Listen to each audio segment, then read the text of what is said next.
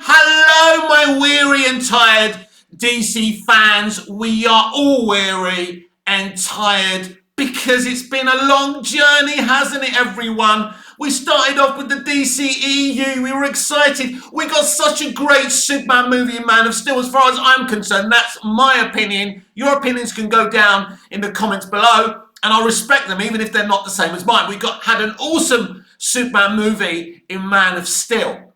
And then because it didn't make $1 billion, they started being reactive, the studio, and changing the direction. It was their idea to have a movie called Batman vs. Superman, Dawn of Justice, not Zack Snyder's. It's his movie. It's a great movie. I love it.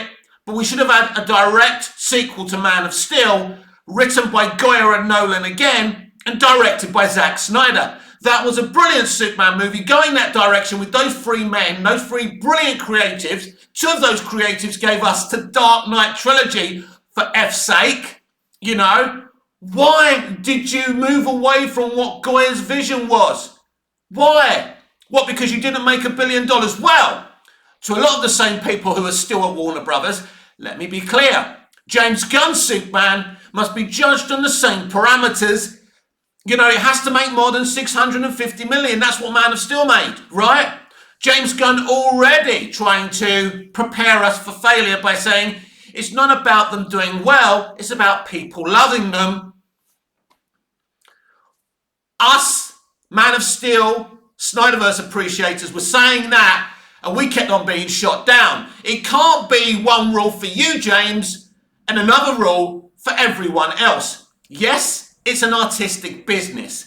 It's, you know, it's about being creative, creating something entertaining, but it's also an industry. You need to balance the books. Now, I could argue that both of Zack Snyder's DCEU movies, Man of Steel and Batman vs. Superman, Dawn of Justice, certainly balanced the books. Not as much as the studio wanted, but they still were on a plus, not a minus. But I'm starting to suspect no matter what Superman makes, they're going to continue with this potentially calamitous franchise. It could be great, but it could also be calamitous because the more James Gunn speaks about his plans and the way he speaks, and as I said yesterday, the way his conduct was in that IGN interview, I don't know if you checked it out, he's basically being interviewed on Creature Commandos. He didn't seem to be taking the situation seriously. He doesn't.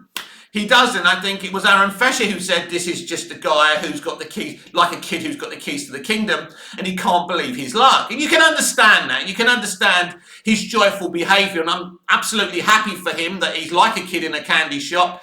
But at the end of the day, even the kid in the candy shop has to pay the piper at the end of the day.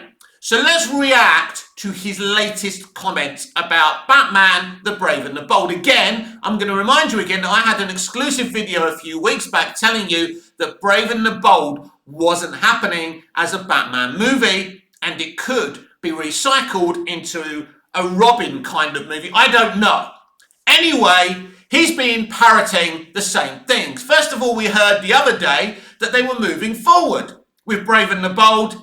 Now he's saying what he said months ago, unless he finds a script that's worthy of Batman, Brave and the Bold, they don't go forward. We will not see a Batman in the DCU before we see Brave and the Bold. We'll have to trust him. Maybe he's going to give us a surprise Batman cameo in his Superman movie. But if you take him to his word, and it's difficult to take James at his word, because I've said this before, he's an unreliable narrator, like the Joker, as I keep on saying. No Superman trailer, he said this year. Now he's told us we're close to a Superman trailer. Remember what I said? Let's have a sportsman's bet as well on this, that we see that Superman trailer before the release of Creature Commandos on the 5th of December. I think I'm right. Correct me down in the comments if I'm wrong again. So he's saying unless he finds a good enough script, Brave and the Bold ain't happening. Right. If you really wanted this movie to come out, if Abby and DeLuca weren't saying to you, no, wait a minute, and Zaslav weren't saying to you, hang on, mate, hang on. maybe he shouldn't have announced the Batman movie because Matt Reeves is cooking with his crime saga.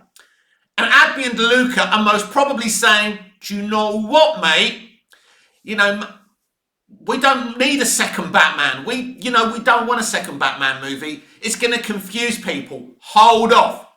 So instead of telling us the truth, that they really don't want a second Batman, in live action while Matt Reeves is cooking, because his original plan was a trilogy. But here's the thing.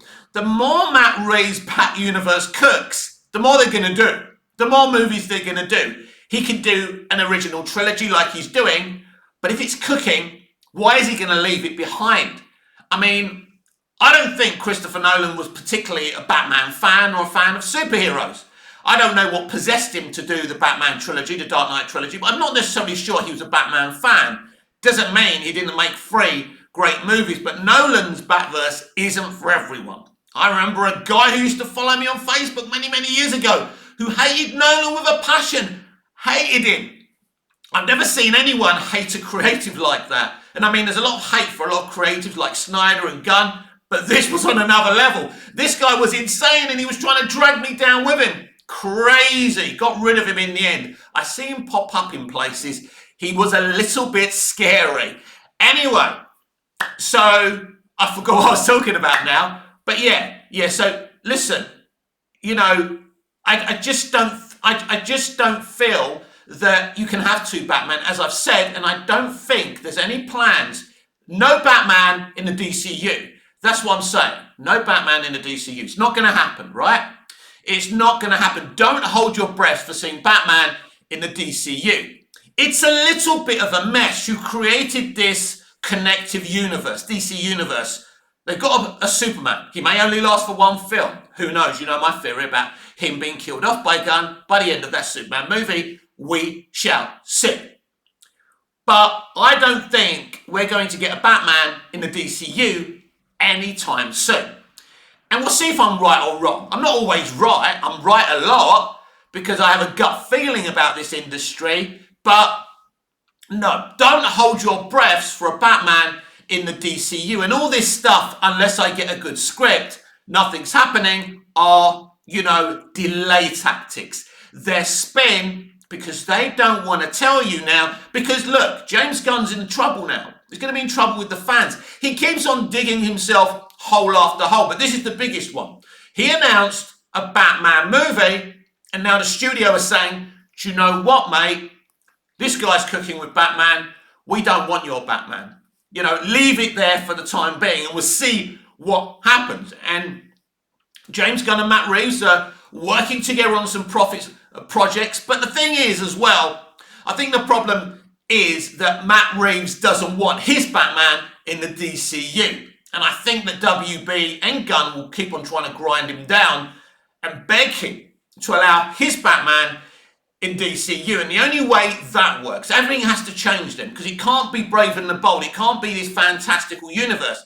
We know that Reeves is obsessed with grounded realism. We've seen him go at this, in literal attempts, like the Batmobile in the Batman. It's like a real car, right? It's got some flames coming out of it, but it's literally a real car that can go fast. He changed the Penguin's name to Oz Cobb because he thought Cobblepot was too fantastical. So he looks at these things very literal. So, yeah, for Reeves to allow his Batman to be in the DCU would have to be his plans for the Batman and his crime saga that happens to be part of the DCU.